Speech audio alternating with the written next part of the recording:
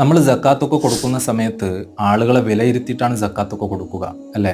മറ്റുള്ളവരുടെ മുമ്പിൽ കൈനീട്ടാൻ മടിയുള്ള കുറച്ച് ആളുകളുണ്ട്. ഞാൻ കൈനീട്ടിയാൽ എൻ്റെ മാനം പോകുമോ എന്ന് കരുതുന്ന ആളുകൾ. പണ്ടെങ്ങാണ്ട് ഗൾഫിൽ പോയ സമയത്ത് ഒരു 2 നില വീട് വെച്ചിട്ടുണ്ട്.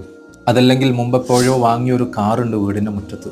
നല്ല വസ്ത്രമൊക്കെ ധരിച്ചിട്ടാണ് സമൂഹത്തിൻ്റെ മുമ്പിലൂടെ നടക്കുന്നത്.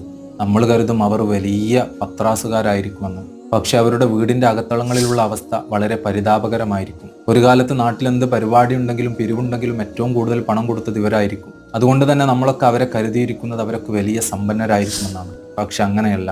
നമുക്ക് ചുറ്റിലുമുണ്ട് ഒരുപാട് ആളുകൾ, വലിയ വീടും പത്രാസിലുമൊക്കെ നടന്നിരുന്ന ആളുകൾ. അവരൊക്കെ ഇന്ന് വളരെ പരിതാപകരമായ അവസ്ഥയിലാണ്. അവരെ നമ്മൾ ചേർത്ത് പിടിക്കണം.